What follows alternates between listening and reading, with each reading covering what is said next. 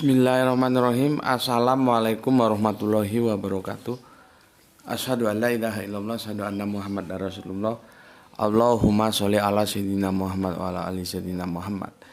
Kama sholaita ala sayyidina Ibrahim wa ala ali sayyidina Ibrahim. Bil alamina innaka Hamidum Majid. Sebelumnya kita panjatkan dahulu doa kepada Gusti Allah Agung untuk saudara-saudara kita yang telah memberikan sholawatnya kepada channel dakwah ini, sehingga channel ini dapat dengan setia eksis hadir dalam ruang-ruang diskusi kalian semuanya dimanapun kalian berada. Tentu dengan sebuah harapan, insya Allah sholawat itu akan menjadi catatan langit amal soleh bagi mereka dan keluarganya kelak, dan insya Allah akan terbalaskan dengan balasan yang lebih baik lagi. Kemudian untuk seluruh viewer terkasihku dimanapun kalian berada, aku ucapkan terima kasih atas apresiasinya, baik yang di mancanegara maupun di dalam negeri. Ya, semoga selalu always dan tidak pernah never, tetaplah bertumbuh menjadi satu pribadi tangguh, yaitu anti skip dan anti download. Bagi yang berkenan silakan saja di share, tapi linknya ya, jadi jangan diunduh, dipotong-potong lalu diunggah ulang. Aku nggak pernah kasih izin untuk yang demikian. Kemudian lagi semuanya lah ya, aku nggak bisa sebutkan satu persatu nama-nama kalian. Terima kasih atas doa baiknya untukku dan keluarga, dan semoga kebaikan doa itu juga tercurahkan kepada kalian semuanya. Sebagai sesama saudara, kita saling mendoakan dalam kebaikan, dan insya Allah doa kita bagian dari sekian banyak doa yang dikabulkan oleh Gusti Allah Agung. Amin amin ya robbal alamin. Akhir pekan ya, aku coba suguhkan kajian yang sedikit ringan ya, untuk supaya bisa tetap saja ngaji walaupun di akhir pekan. Oke, bismillahirrahmanirrahim.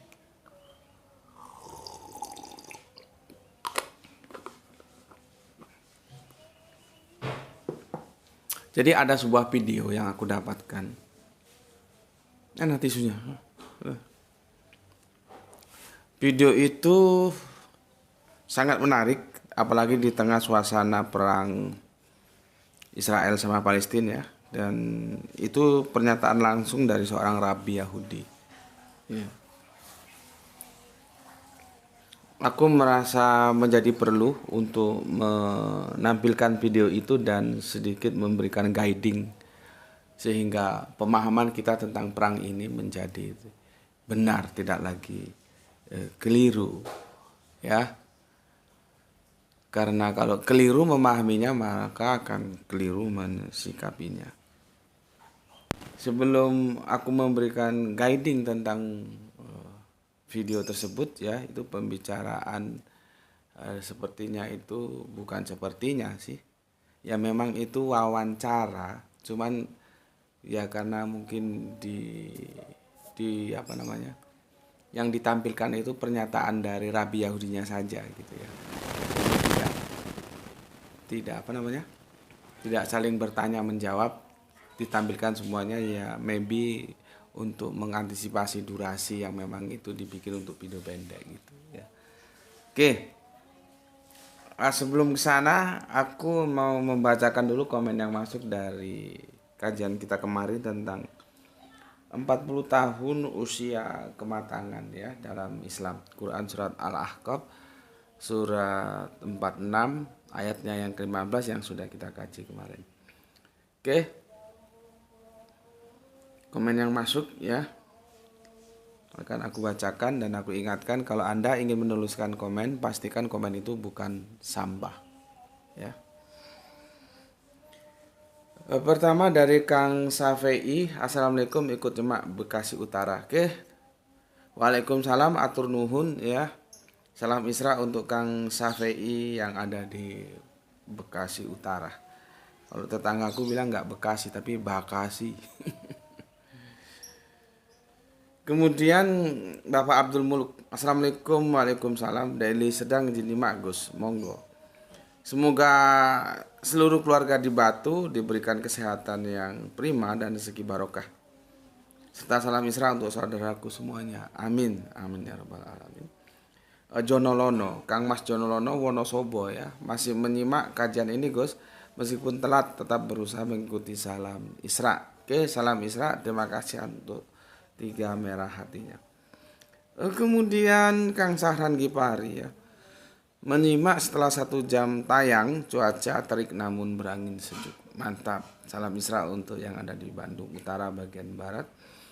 Kemudian ada Soleha kita Rahani Junaidi. Salam Isra dan Assalamualaikum Ustadz Tuan Guru. Oke, Waalaikumsalam juga untukmu dan salam Isra untuk semuanya yang ada di Bandung. Kita lanjutkan Kang Hermana Natawijaya. Assalamualaikum warahmatullahi wabarakatuh. Waalaikumsalam. Siap nyimak kajian. Salam Isra buat semuanya. Oke, salam Isra juga untuk yang ada di sana. Kita lanjutkan Kang Juhanto Anto. Terima kasih atas 3 merah hatinya. Salam Isra semuanya untuk saudaraku yang ada di Cirebon. Ke Palu kita ada Soleha kita Gispati. Alhamdulillah hadir. To be number one. Salam Isra Tuan Guru dan semua yang ngaji. Oke, terima kasih atas 3 merah hatinya dan salam Isra untuk semuanya yang ada di Palu. Kemudian Kang Mas Junaidi. Assalamualaikum Gus. Waalaikumsalam. Nyimak kajian Ba'da Asar MK Mahkamah Keluarga. Salam Isra. Repot memang. Sumber hukumnya aja sudah nggak tahu kemana rimbanya. Kok bisa jadi nyasar ke Mahkamah Keluarga ya. Oke, terima kasih untuk Kang Wahyudi. Kemudian ada Irfan Al-Akbar ya. Irfan Al-Akbar. Kematangan seseorang terutama secara psikologis memang di umur 40 tahun. Tapi ada kalanya dunia diubah oleh orang-orang yang berusia muda di bawah 40 tahun. Muhammad bin Abdullah diangkat sebagai Rasul 40 tahun. Sedangkan Isa bin Maryam diangkat sebagai Rasul umur 30 tahun. Keduanya merupakan lelaki yang mengubah dunia. Dijawab oleh Oskis. Bahkan kalau kita melihat beberapa peristiwa yang lampau, Muhammad Al-Fatih menaklukkan Konstantinopel yang notabene tempat strategis sekaligus penggenapan membuat Nabi Muhammad dengan usia belum sampai 30 tahun. Oke, mantap komentarnya ya. Jadi begini, seperti yang aku bilang kemarin bahwa semua diciptakan oleh Gusti Allah Ogong berpasang-pasangan.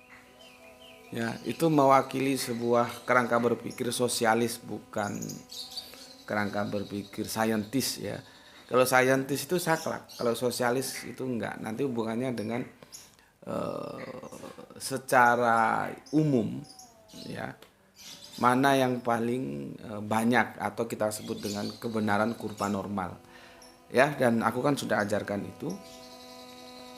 Contohnya berapa uang saku yang dikirim orang tua kepada anaknya yang telah menuntut ilmu atau sedang menuntut ilmu gitu ya, di perguruan tinggi di Kota Malang gitu ya, misalkan diadakan survei, itu nanti yang dikatakan itu nanti yang rata-rata, jadi yang ada di kurva normal rata-rata berapa ya, maybe berapa ya, aku juga nggak tahu berapa mereka dapat transfer dari orang tuanya di daerah. Kita sebut 2 juta aja lah ya, 2 juta. Nah, itu nanti yang menjadi patokan itu 2 juta. Tapi bukan berarti semua mahasiswa itu mendapatkan kiriman dari orang tuanya di daerah 2 juta, yang enggak. Ada mungkin yang bapaknya jadi bos, jadi penguasa daerah, mungkin wali kota, bupati. Ya bisa jadi dia dapatnya 5 juta per bulan. Tapi ada yang bapaknya memang kaum proletar tapi punya keinginan untuk menjadikan pinter anaknya itu sebagai usaha yang harus diperjuangkan. Ya maybe 1,5 juta. Gue juga nggak tahu 1,5 juta itu cukup nggak ya.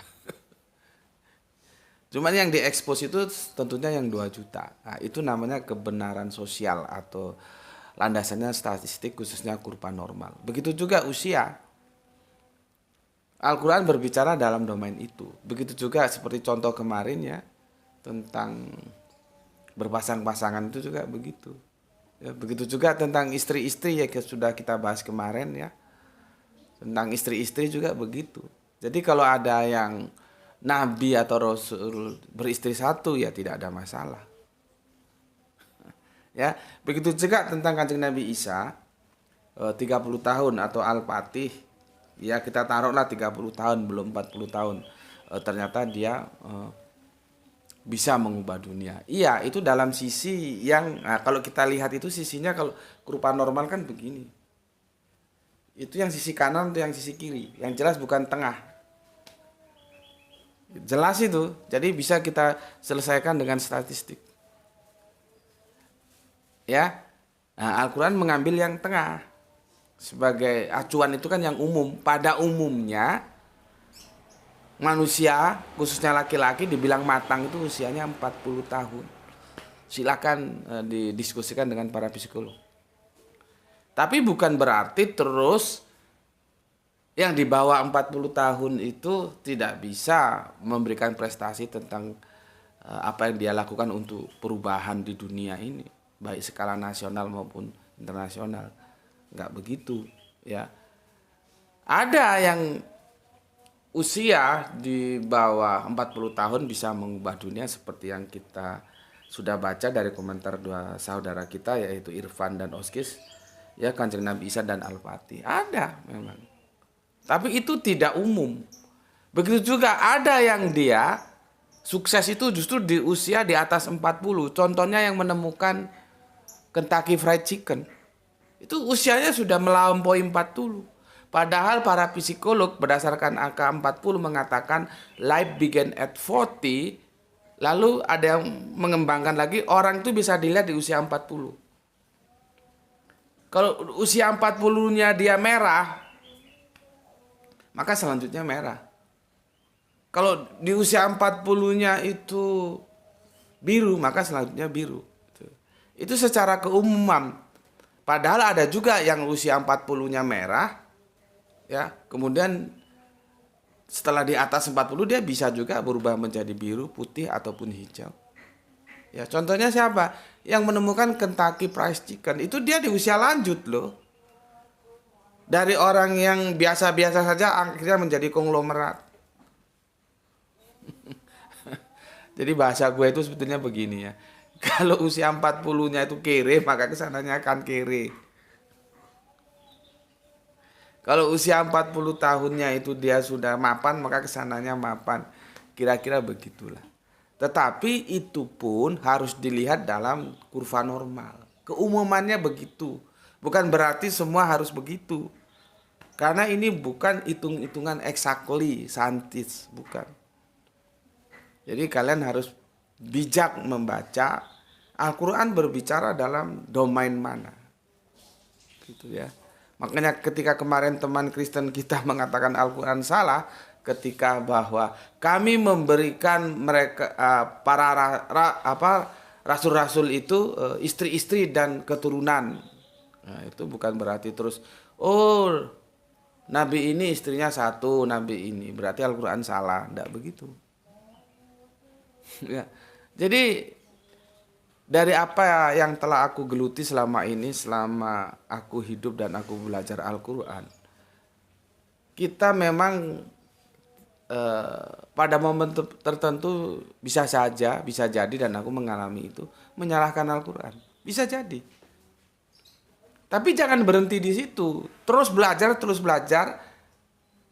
Ya, banyak baca buku, banyak bertanya kepada orang-orang yang memang kompatibel untuk ditanya. Itu nanti kita tahu, ternyata bukan Al-Quran yang salah. Kita yang salah. Karena pengetahuan yang kita miliki belum sampai kepada seperti apa yang diinformasikan oleh Al-Quran. Gitu. Ya. Oke. Jadi semoga itu bisa menjadi menambah wawasan cakrawala pikir kita. Ya.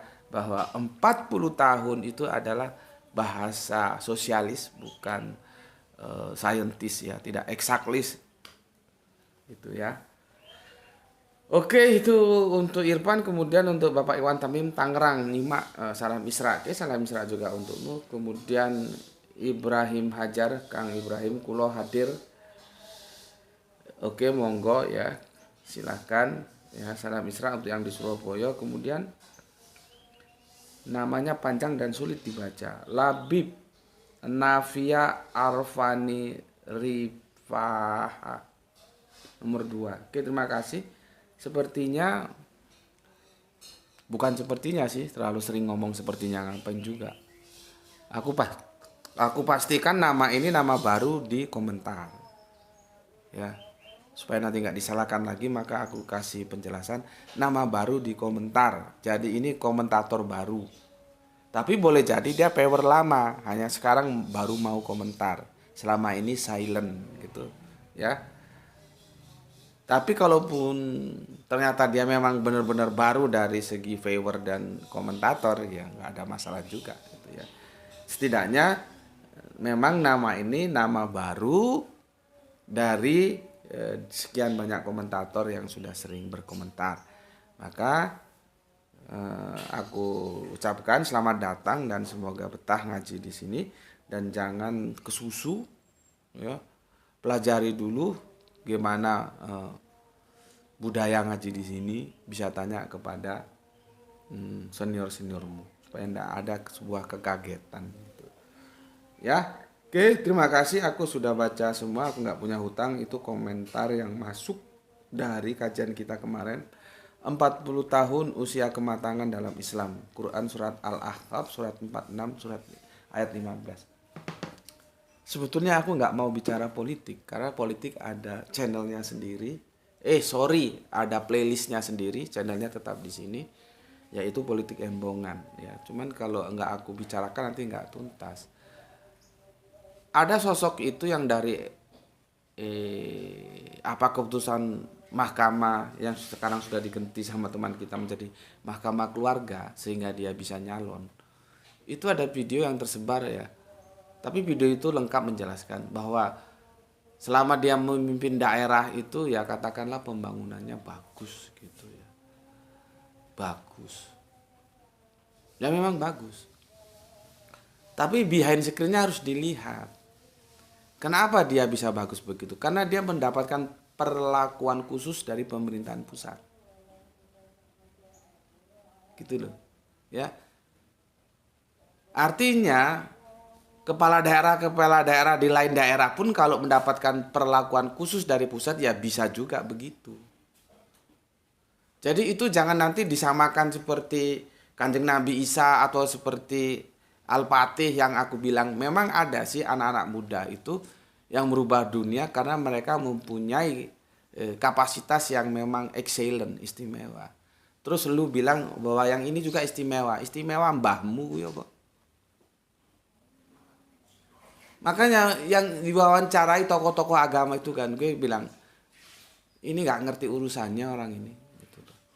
Makanya kita harus pandai politik, kita harus pandai juga agama supaya nggak dipolitisasi oleh orang-orang yang akan menggunakan agama sebagai alat politiknya. Jadi bukan agama di atas politik, tapi menjadi politik di atas agama. Terus ngomong lagi ke sana ke sini, dalam Islam tidak ada batasan usia untuk menjadi pemimpin.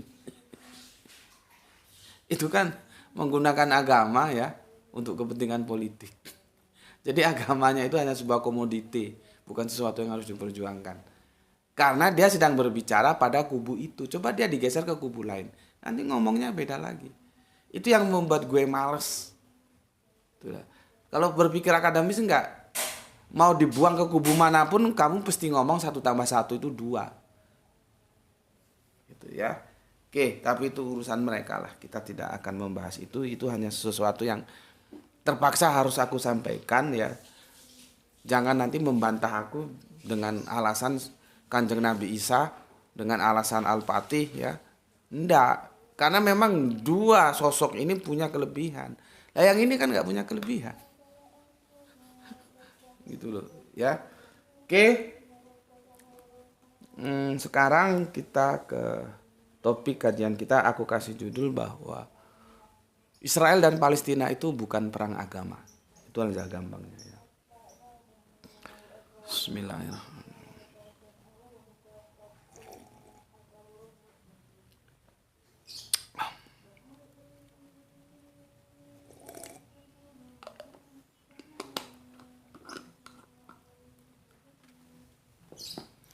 masih banyak berseliweran ya, entah itu sebetulnya TikTok sama short video itu sama nggak sih ya? Aku sudah terus terang gaptek dunia-dunia gitu ya.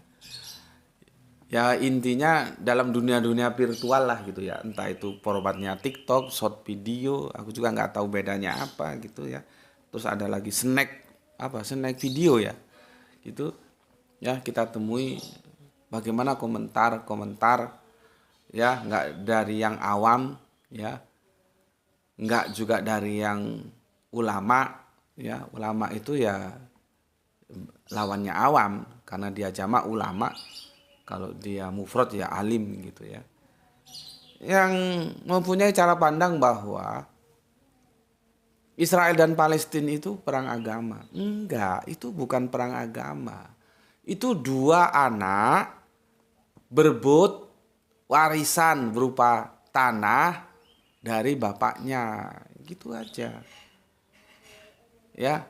Atau gampangnya satu tanah dua sertifikat, gitu aja wis cara gampangnya. Yang satu punya sertifikat, yang satunya juga punya sertifikat. Jadi itu bukan perang agama. Karena kalau itu dikemas menjadi perang agama, itu justru bikin ruwet, bikin tidak menyelesaikan masalah, bikin ruwet ya. Nanti lantas terjadi watermelon ya, belah semangka. Yang Islam dukung Palestina, yang Kristen dukung Israel. Kalau Israel diluluh lantakkan oleh Palestina, yang Islam girang dah pokoknya. Sebaliknya nanti kalau Palestina yang diluluh lantakan Israel, yang Kristen ini girang lah pokoknya. Meskipun sebetulnya ya goblok juga. Israel itu tidak mau sama Kristen, tidak mau. Kalau untuk tataran teologis ya, bukan politis, justru Israel itu lebih dekat kepada Islam. Karena apa? Yahudinya itu. Ini kalau kita bicara teologis loh ya. Yahudi itu lebih dekat kepada Islam. Gak ada ceritanya orang Islam itu diludahi sama orang Yahudi, gak ada ceritanya. Tapi kan kita bisa saksikan bagaimana Kristen diludahi sama Yahudi. Tapi Kristen di sini karena ya itu tadi wawasannya kurang ya. Karena sudah terbingkai oleh informasi yang salah juga, ini perang agama, bukan. Sehingga berpihak kepada Israel yang notabene Yahudi. Orang Yahudi saja nggak pernah nganggap lu kok lu SKSD, sok kenal sok dekat. Nah, kalau pemahaman yang keliru ini terus dibiarkan ya, menjadi kerenggangan di antara kita sebagai sesama anak bangsa. Menjadi bipolar dia, ada dikotomi Islam dan Kristen. Islam mendukung Palestina, Kristen mendukung Israel. Padahal ya seperti aku bilang tadi, Yahudi itu nggak pernah menganggap kekristenan. Kan jadinya menjadi kita membantu menyelesaikan masalah saudara kita di dalam negeri kita sendiri bermasalah. Karena informasinya salah. Makanya ustadz-ustadz yang top-top itu, yang kalau ceramah itu banyak yang dengarkan. Kalau ini channel kita kan terbatas, paling tidak ya 500 orang, 200 orang, 1000 aja sudah bagus ya. Karena kita memang mengambil segmen tersendiri, bukan segmen hohihe. Makanya kepada ustadz-ustadz, kiai-kiai, ulama-ulama, tokoh-tokoh, pendeta atau apapun lah kalian yang top-top itu, yang kalau ngomong mesti didengerin orang banyak, janganlah katakan bahwa ini perang agama. Enggak, ini perang sesama kakak adik rebutan warisan dari babenya. Gitu loh. Kan gue sudah jelasin, Yahudi itu nggak punya kepentingan untuk menyebarkan agamanya keluar, karena mereka tidak expand. Mereka ke dalam membangun agama. Jadi agama Yahudi itu khusus untuk orang Israel. Dan orang Israel itu harus Yahudi. Itu stereotip. Nggak seperti kita yang Islam sampaikanlah walau satu ayat. Kul katakanlah. Yang Kristen jadikanlah semua bangsa muridku. Baptislah mereka atas nama Bapa, Putra, dan Roh Kudus. Kita punya pijakan tekstual untuk expand. Yahudi tipologinya tidak begitu. Jadi apa kepentingan mereka untuk menyebarkan agama mereka? Tidak ada. Apa kepentingan mereka supaya Yahudi di atas otoritas agama-agama lain? Tidak ada. Mereka cuek bebek kok masalah itu.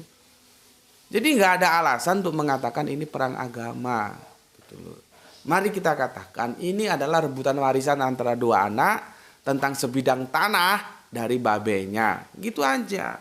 Sehingga bagaimana cara memandang ini? Kita harus memandangnya dari sudut pandang kemanusiaan. Bahwa kita punya manusia sebagai yang berhati nurani. Melihat korban manapun itu menjadi menyesakkan dada kita semua. Gitu. Kita melihatnya sama, kacamata yang sama. Dari sudut pandang kemanusiaan. Humanis, bukan teologis. Sama-sama kita kasihan manapun yang korban. Gitu loh. Karena kan gue sudah bilang, ujung-ujungnya di belakangnya ini, jadi tentang Ahmadiyah kita sudah bahas 2 atau 3 tahun yang lalu. Itu di belakangnya ada Inggris. Tentang Wahabi, bagaimana Wahabi membuat kesepakatan sama Saud. Di belakangnya ada Inggris yang sedang berhadapan dengan Turki. Begitu juga, ini juga ada Inggris di belakangnya. Kenapa kok Inggris? Ya zaman dulu kan superpowernya Amerika ya belum lah. Makanya bahasa Inggris itu menjadi bahasa internasional karena dia paling banyak jajahannya di muka bumi ini. Jadi biang keroknya sebetulnya di Inggris. Coba tahun 1948 Inggris nggak kasih itu namanya keputusan apa tuh, Balfour itu ya. Kan nggak ada sekarang perang seperti ini. Ataupun sama-sama berpegang pada keputusan Balfour, Israel itu tidak lalu mengekspan wilayahnya yang kuning itu menjadi merubah yang hijau. Jadi yang kuning yang kecil terus melebar, yang hijau justru terdesak. Kalau kita lihat peta kan begitu, Palestina itu hijau ya, yang Israel itu kuning. Akhirnya yang kuning mengekspan mendesak yang hijau, ya jelas saja tukaran. Makanya kan aku mengatakan kemarin, nggak selesai ini, dan sampai sekarang terbukti tidak selesai. Kembali lagi lah apa yang sudah digagas oleh Menahem Begin dan Anwar Sadat itu bagus, penyelesaiannya di sana. Tempatin bareng saja orang kalian satu bapak satu mama, satu bapak beda mama doang. Itu aja, tempatin aja bareng-bareng. Nanti yang Kristen silahkan, yang Islam silahkan, yang Yahudi silahkan, gitu loh. Jadi nggak usah berebut, sama-sama ditempatin bersama. Itu solusi yang sepertinya bisa untuk dicoba lagi, seperti mana Anwar Sadat dan Menahem Begin telah mencobanya. Bnei Ab Ehad, ya, berdasarkan dari satu benih yang sama, yaitu Bapak Abraham. Itu solusi yang perlu dicoba ya. Dicoba lagi karena dulu pernah dicoba. Kalau politik ya begini ini. Gitu. Maka aku bilang ya, nggak bisa kita lihat ini kacamatanya hanya melihat Israel, Palestina. Karena awal ceritanya dulu ada Inggris. Nah, sekarang Inggris posisinya sudah dirubah. Ada Amerika. Kalau boleh aku menggunakan perwakilan, ini pertarungan antara AK-47 dan M16, gitulah gampangannya. Kan kasihan saudara kita yang menjadi korban, baik dari pihak Israel maupun pihak Palestina. Dan kita secara sejarah kita punya hutang terhadap Palestina karena mereka termasuk yang mengakui kemerdekaan kita selain Mesir juga pada saat itu. Ketika Indonesia diproklamasikan oleh Bung Karno. Jadi kita punya hutang budi sama Palestina. gitu loh. Ya, kita sama-sama prihatin gitu. Cuman sekali lagi, jangan bikin masalah dari masalah yang tidak bisa terselesaikan, bahwa ini bukan perang agama, ini perang dua anak yang berebutan warisan dari bapaknya. Ya, nanti di akhir dari kajian pagi ini ya ada video yang aku nukil. Aku nggak ngerti harus minta izin ke siapa karena nggak ada yang bisa aku konfirmasi baik itu nomor WA ataupun apa. Maka akhirnya aku ambil aja itu video dengan catatan nanti apabila ada pihak-pihak tertentu yang memang bisa membuktikan video itu hasil karya dia. Kalau dia minta, dia nggak setuju videonya aku ambil untuk data, kan kita perlu data. Dan dia minta untuk di grounded, ya aku grounded. Nggak ada masalah. Aku tetap menghormati karya orang lain. Seperti aku juga ingin karyaku juga dihormati. Itu ya. Cuman lagi-lagi karena aku nggak tahu harus konfirmasi kemana dan video itu sudah menyebar kemana-mana ya.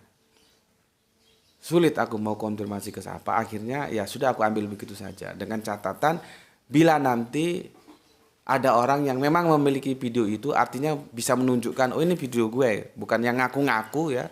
Terus dia tidak memberikan izin untuk video itu aku ambil sebagai data, maka aku akan segera grounded itu video dari channelku. Ya. Jelas ya di sini ya. Dan video itu menjelaskan bagaimana seorang rabi menduduk perkarakan masalah Israel dan Palestina. Kan aku sudah berkali-kali cerita ketika temanku masuk ke kawasan sana. Ya, orang Yahudi sama orang Islam tuh ngopi bareng kok. Ngopi bareng, itu tuh perang, biarlah itu urusan politik. Dan aku sudah katakan melihat Yahudi itu harus dua perspektif yang berbeda. Ada Yahudi politis, ada Yahudi teologis. Nah, nanti yang di video ini nanti itu Yahudi yang teologis. Yang mereka juga keberatan dengan Zionis itu. Zionis itu Yahudi yang politis. Menggunakan agama untuk kepentingan politik gitu loh. Karena dulu di backup oleh Inggris. Ya. Apa yang dikatakan oleh Rabi Yahudi itu dan sangat terkonfirmasi sekali karena aku punya datanya. Ya, aku punya datanya.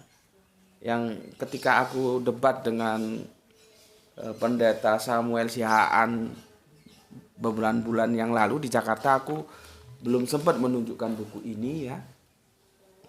Pada waktu itu di part yang kedua kan tajuknya tentang adil dan kasih. Ya. Jadi bukan hanya agama Kristen saja yang punya kasih, agama Islam juga punya kasih. Seperti yang dijelaskan oleh Ustadz Ahmad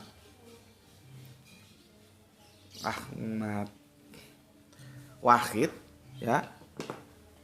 Awal suratnya aja Bismillahirrahmanirrahim. Maha pengasih lagi maha penyayang. Jadi masalah kasih itu ya Islam juga punya kasih. Cuman pada waktu itu karena ya kadang-kadang kita terlupakan dalam keasikan berdebat. Harusnya aku menunjukkan buku ini bahwa Islam juga punya kasih. Nanti apa yang diceritakan dalam video itu terkonfirmasi dengan buku ini. Cuman video itu bercerita dari belakang, lebih mundur lagi. Kalau ini langsung ke Spanyolnya. Ya, ke Spanyolnya. Graito, mana Graito? Ini tuh Bapak mau tunjukkan buku ini. Nah, ini buku ini dari saudara kita Saksi Yehova. Ya, ini bukunya. Ini, sudah, nih, nah, datanya di sini. Yang aku kasih garis merah. Sudah? Nah, aku bacakan ya. Perikopnya konflik dengan dan dalam susunan Kristen gitu ya. Aku tentu nggak bacakan semua. Nanti kalau kamu mau ya kamu cari bukunya ini, minta teman-teman Saksi Yehova. Ini dikasih gratis ini. Ya, aku banyak buku-buku dikasih mereka ya. Dan aku terima. Jadi aku nggak ada kan ceritanya apokrifa gitu. Meskipun aku Islam ya sebagai pengetahuan kan ya bagus-bagus saja. Baca buku saudara kita dari Saksi Yehova. Ya. Oke, aku bacakan begini. mulai abad ke-7 Islam menyebar ke arah barat, ke Afrika Utara, ke arah timur, ke Pakistan, India, serta Bangladesh. Dan ke selatan ke Indonesia. Tentunya saat itu masih Nusantara ya, belum Indonesia. Dalam penyebarannya, agama ini terlibat konflik dengan gereja Katolik yang militan. Bukan Protestan loh ya, Katolik. Ya, yang militan. Yang mengorganisasi perang salib. Nah, ini baru perang agama. Perang salib. Untuk merebut kembali tanah suci dari orang Muslim. Ya. Pada tahun 1492, pada masa pemerintahan Ratu Isabel dan Raja Ferdinand, Spanyol ditaklukkan kembali sepenuhnya oleh orang Katolik. Karena apa? Karena kelengahan kita sebagai orang Islam saat itu. Orang kan biasa kalau sudah di puncak kenyamanan, zona kenyamanan, akhirnya lengah. Ya diambil lagi sama Katolik. Ya, akhirnya Spanyol dikuasai Katolik. Kita lihat apa yang terjadi ketika Spanyol dikuasai Katolik setelah kekuasaan Islam dapat diruntuhkan, direbut kembali ya. Karena keteledoran orang-orang saat itu ya, orang-orang Islam saat itu. Yang terjadi seperti ini. Toleransi yang telah terbina selama pemerintahan Muslim di Spanyol ya belakangan lenyap akibat inkuisisi Katolik. Jadi ketika kekuasaan dalam otoritas Islam runtuh, direbut oleh kekuasaan dalam otoritas Katolik, ya, maka Spanyol, ya, suasana di Spanyol itu toleransi yang telah terbina selama pemerintahan orang Muslim di Spanyol belakangan lenyap. Karena apa? Katolik menerapkan inkuisisi. Jadi inkuisisi itu seperti lembaga yang punya otoritas. You bidat. Bidat itu kalau kita bid'ah atau sebetulnya itu menjadi sesat ya. You bidat yang gak sama dengan gue, you bidat, you gue habisin. Itu inkuisisi seperti itu. Nanti lu bisa lihat ke Wikipedia lebih jelasnya ya. Jadi sesuatu yang di luar Katolik itu bidat, sesat dan harus menjalankan inkuisisi yang itu juga kejam. Ya. Oke. Akan tetapi agama Islam bertahan pada abad ke-20, bangkit serta berkembang pesat. Oke, ini sumbernya. Ya. Dan yang nulis ini bukan orang Islam yang nulis buku ini. Ini adalah saudara kita dari Saksi Yehova. Artinya apa? Independensinya bisa diuji. Kalau yang nulis orang Islam, oh ya pantas saja orang Islam bilang Islam itu rahmatan lil alamin. Karena apa? Nabinya rahmatan lil alamin. Bisa saja kalian bilang begitu. Tapi enggak, ini yang nulis ini saudara kita dari Saksi Yehova. Ya. Dikatakan, aku ulangi lagi. Pada tahun 1892 pada masa pemerintahan Ratu Isabel dan Raja Ferdinand, Spanyol ditaklukkan kembali sepenuhnya oleh orang Katolik. Orang Muslim dan orang Yahudi harus berganti agama. Jadi Islam sama Yahudi harus berganti agama. Kalau tidak, mereka akan diusir dari Spanyol. Jadi pilihannya lu ganti agama atau lu minggat dari Spanyol. Gitu loh ya. Jadi toleransi yang telah terbina selama pemerintahan orang Muslim di Spanyol belakangan lenyap akibat inkuisisi Katolik. Gitu. Nggak ada. Dan nanti di video nanti itu ya dia akan bercerita Rabi itu tapi dia mundur lagi. Kalau ini kan setelah masuk setelah orang Yahudi masuk ke Spanyol. Kan Yahudi itu diaspora, kemana-mana aja dia ada ya, karena nasib bangsa Israel seperti itu kita tahu ya. Sejak zaman perjanjian lama di Babel ya seperti itu ya, terus di Mesir kan, dan begitu juga yang sekarang jadi perebutan tanah Palestina karena ditinggal gitu loh. Terus datang lagi kan, di situ masalahnya ya. Oke, nanti kamu lihat videonya. Video itu menceritakan jauh sebelum Spanyol. Sedangkan yang di buku ini yang menceritakan keadaan yang di Spanyol. Dan Rabi Yahudi itu mengakui sebagai rahmatan lil alamin, itu mengakui gitu. Dan mereka merasa nyaman dalam pemerintahan orang-orang Islam. Dan dia tidak terima terhadap Zionis karena agamanya dicatut. Coba. Dan itu terkonfirmasi juga seperti yang aku bilang, dulu kita punya viewer dari Amerika. Ya, orang Indonesia yang menikah dengan orang Amerika yang itu Yahudi. Ya, tapi sekarang nggak tahu kemana, mungkin semoga sehat selalu ya, kesibukan atau apa ya, jarang komen. Dia banyak cerita sama aku tentang Yahudi. Itu sebetulnya mengulas yang aku sudah bikin berapa seri itu, Kanjeng Nabi Isa tidak turun lagi. Ngapain juga turun lagi? Karena nanti kan ujung-ujungnya itu juga ke politik. Tentang Mesias, tentang Dajjal. Itu nanti ujung-ujungnya politik itu. Ya. Dan disampaikan sama aku, Yahudi itu memang akhirnya terpisah menjadi dua. Ada yang perspektifnya politik, ada yang teologis. Yang teologis itu enggak mau. Macam-macam tuh enggak mau. Mereka ya lugu biasa gitu. Enggak, orang Jawa bilang enggak ngisro, enggak selalu bikin masalah. Enggak.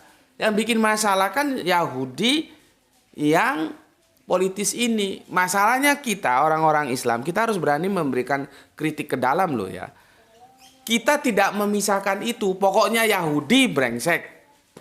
Begitu kerangka berpikir yang ada dalam benak-benak Islam, anak-anaknya, orang tuanya, karena informasi yang keliru.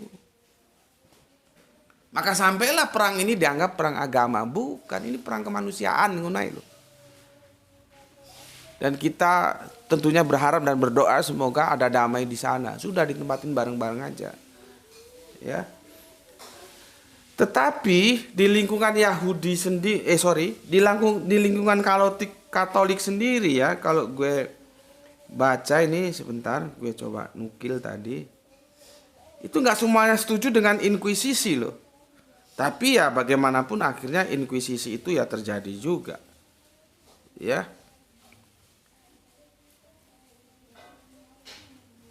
Jadi kalau inkuisisi itu adalah sebuah sebutan bagi sejumlah lembaga penertiban. Jadi penertiban ala mereka kalau nggak sama dengan mereka ditertibkan gitu loh.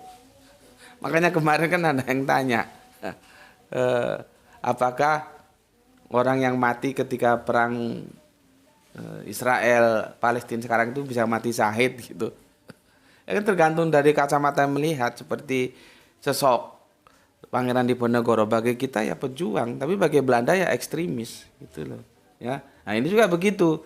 Sebutan bagi sejumlah lembaga penertiban bidat maupun pelanggaran-pelanggaran lain terhadap hukum kanon di dalam sistem peradilan Gereja Katolik Roma yang menjadi standar kebenaran Katolik. Artinya ini dilihat dari sudut pandang Katolik, inkuisisi itu loh.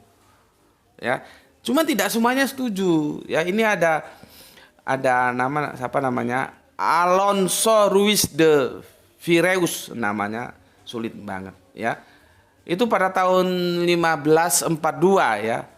Ini cukup humanis dan uskup agung mengkritik toleransi dan mereka yang menggunakan rantai dan kapak. Lah itu kurang serem gimana inkuisisi itu. Mereka yang menggunakan rantai dan kapak untuk mengubah watak jiwa ya.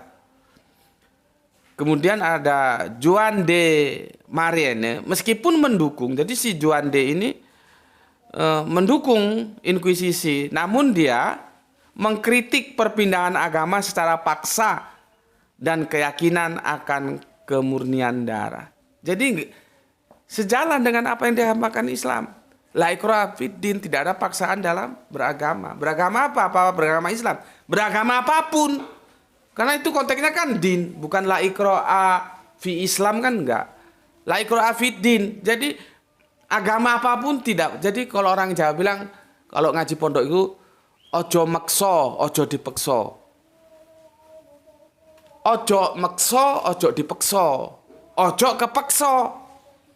Jadi harus ikhlas. Mau milih agama mana silakan dan kita hormati. Seperti yang dikatakan si Juan de Mariana ini. Nggak boleh ada orang dipaksa. Kalau Spanyol kan setelah Katolik berkuasa kan memaksa. Pilihannya dua. You jadi Katolik atau you hengkang dari sini.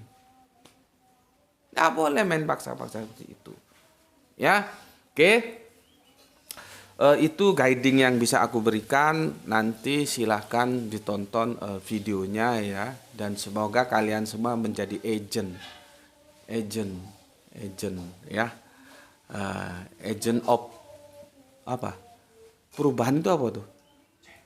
Change ya. Aku jadi ingat lagunya Scorpion apa? Change of the Wind. Angin perubahan. Kalau ini agen perubahan. Semoga kalian menjadi agen perubahan yang bisa memberikan kontribusi untuk kedamaian ya yang ada di Israel dan Palestina. Untuk mengatakan tidak Pak, ini bukan perang agama. Karena kalau dipandang dari sudut agama jadi ribet ya. Ini adalah perang kemanusiaan saja. Jadi kita melihat dari sudut pandang kemanusiaan, ada dua anak manusia yang sedang berebut waris tanah dari bapaknya. Gitu aja. Ya kita sama-sama nggak setuju gitu loh. Jangan nanti perang agama akhirnya terdikotomi jadi bipolar antara Islam dan Kristen. Yang Islam dukung itu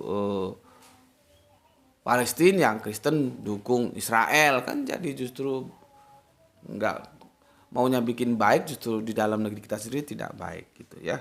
Dan sekali lagi kita ingat sejarah, kita berhutang budi pada Palestina karena mereka dulu mengakui ketika kemerdekaan kita diproklamasikan. Karena pengakuan dari negara-negara lain itu perlu, sehingga kita tidak lagi bisa dijajah gitu.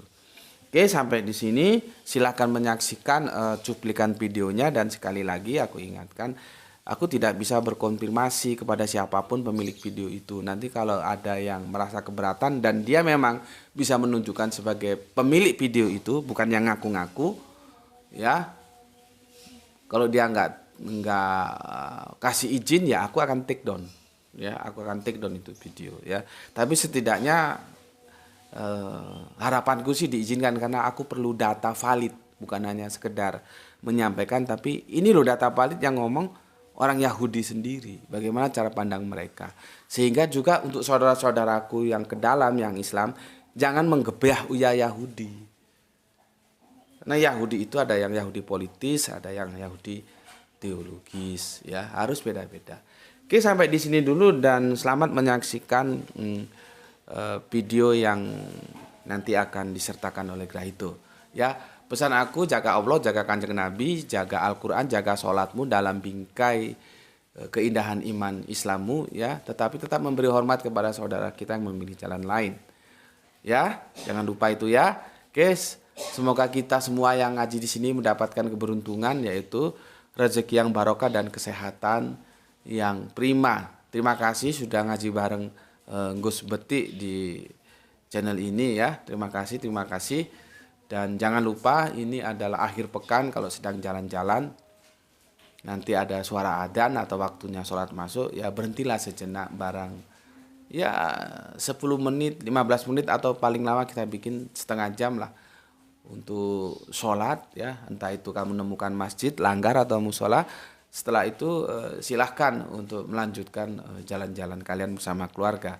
Dan ketika makan ya, ajaklah semua yang kamu ajak jalan-jalan itu makan makanan yang sama dan di atas meja yang sama.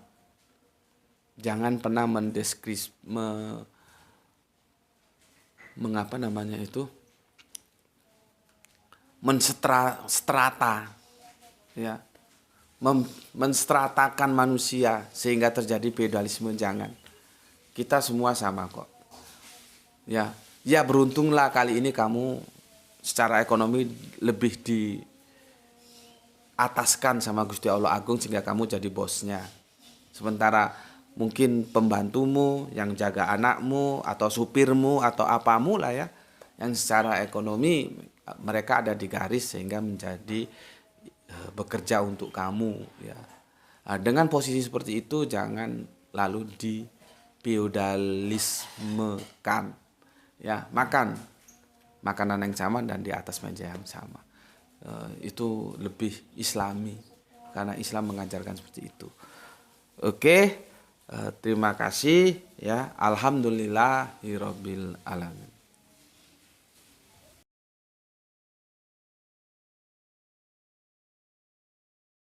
Rabi Yahudi ini berkata, kami dibakar di tiang pancang oleh tentara salib. Dengan kejam mereka memaksa kami berpindah agama dan kami diusir dari Spanyol dan Italia. Kami beruntung ada Islam, rahmat bagi seluruh alam, yang mau menerima kami di bawah Kesultanan Utsmaniyah. Tiba-tiba Zionis datang bentukan Inggris menggunakan agama kami sebagai alat untuk menjajah Palestina. Kami tidak terima. Kami malu kepada umat muslim yang telah membantu kami. Kami berdoa kepada Tuhan semoga negara Zionis palsu ini dibubarkan secepatnya. Jews were burnt at the stake. They tried to forcefully convert Jews by the Crusades, by the Inquisition.